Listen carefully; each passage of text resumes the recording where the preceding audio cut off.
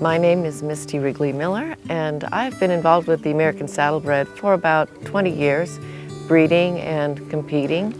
An American Saddlebred horse shares the qualities of a great American. The horse has a wonderful work ethic. He will give you 110% to complete the task at hand. He is strong, courageous, powerful, yet can be very kind, gentle, loving, is great with children. And like most Americans, he has a very rich and diverse genetic background. In fact, he shares a unique connection with us Americans, as one of his forebears was a type of horse called the Narragansett Pacer. And that is the type of horse that Paul Revere rode on his famous Midnight Ride. So the American Saddlebred horse is uniquely American and has some wonderful, wonderful traits that have been developed over the years as the horse helped develop America.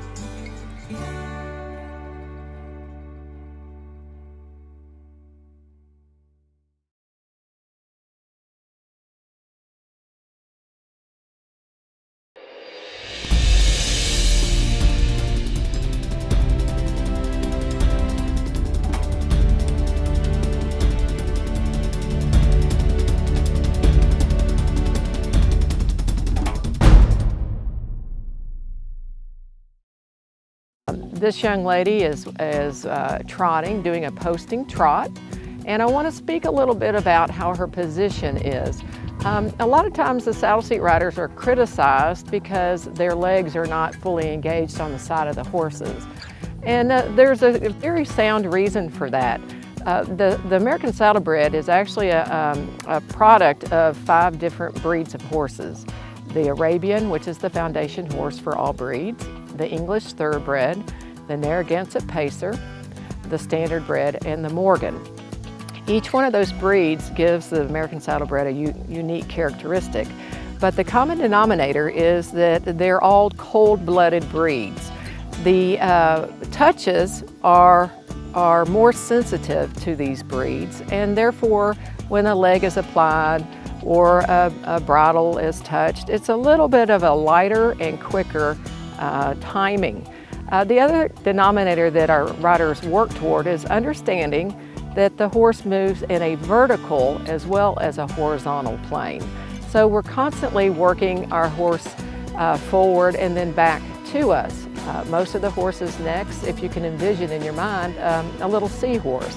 That's the ideal head carriage representation for a saddle seat horse. Hey Sid, let's stop right there.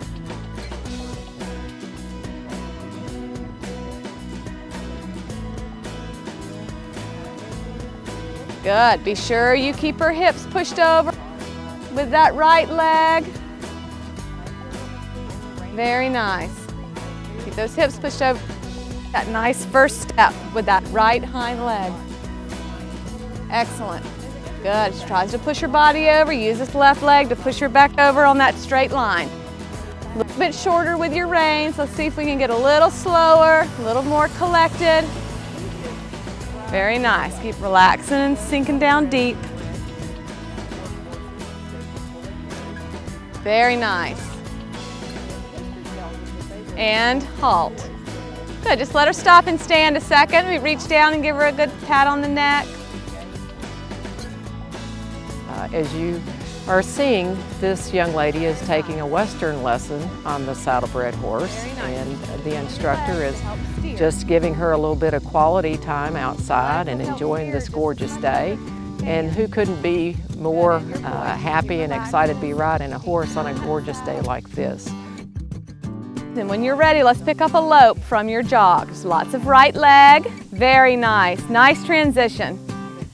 Slow and collected, and relax and soften. Reverse and walk. Very nice usage of your leg to help push her around. Good. Now a little left leg. Try to keep her on that straight line. Okay, let's lope again. Very nice. And now let's bring her back down to a jog. Just sit deep, use your voice. Very nice. Good, just put a little bend in your right elbow. There you go. Just relax and soften. One cluck.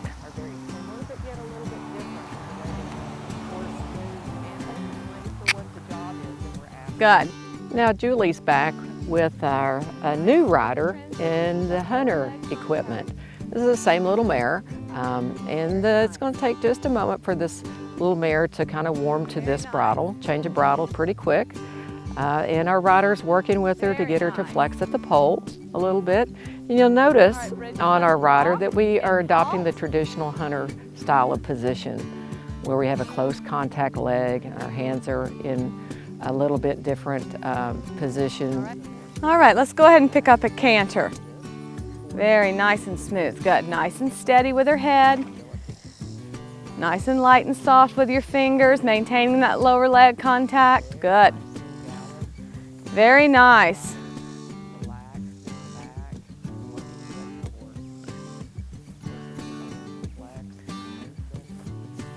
Great, Bridget. There's a lot to look at outside today on this 4-week day. And horses, the saddlebreds, they're aware of their environment.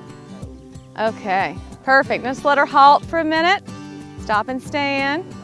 Give her a nice pet on the neck. Good job.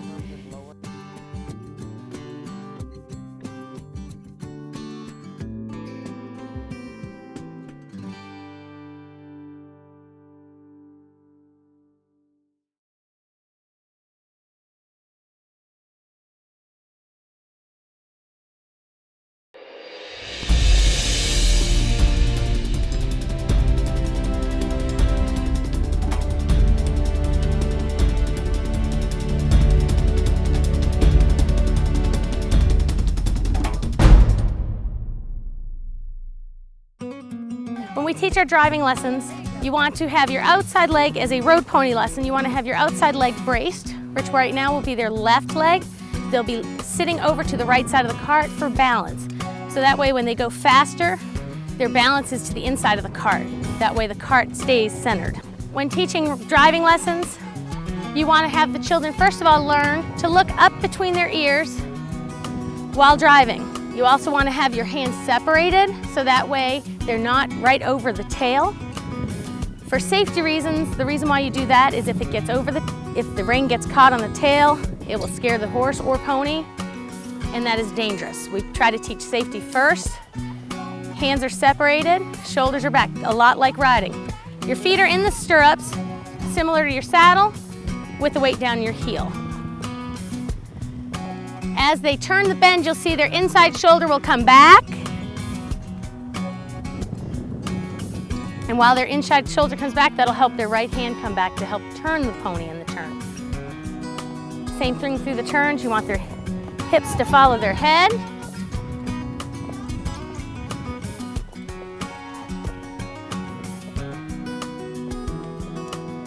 You'll see that they'll wiggle their hands just a little bit. That helps also put the horse's head into a more tipped over, bent position. You'll see when they go to reverse, they'll stop and slide their rear ends over to the other side of the cart. That's their safety. In a class, when they show a road pony, a lot of times as they turn to make the reverse, they'll stop for a minute. When they go to stop at a reverse, they stop in the middle of the ring. The reason why is they like to shift their weight over. Biggest thing is balance and control, and as long as they are in a road pony class, they should always stay to the inside of that buggy. Control is another thing. We like to teach them to learn how to control your reins, know how to stop and start. You'll see when Kirsty comes down, she'll come down to a walk. As she does, she'll bring her body back, she'll bring her elbows back and take a little bit of hold on her reins. Once she takes that hold on her reins, you'll see she'll loosen just a little bit and she'll ask him to walk. As she does that, she'll bring her shoulders back and she'll keep a little contact on the reins so the horse doesn't feel like they're loose. When she's ready to trot, she'll sit back and she'll cluck to him and she'll ask him to trot.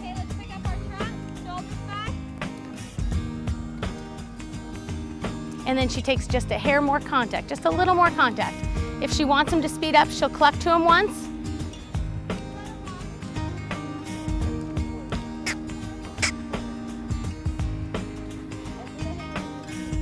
When we tell them to talk to a horse, there's nothing wrong with it. We like them the horses to know that they're there.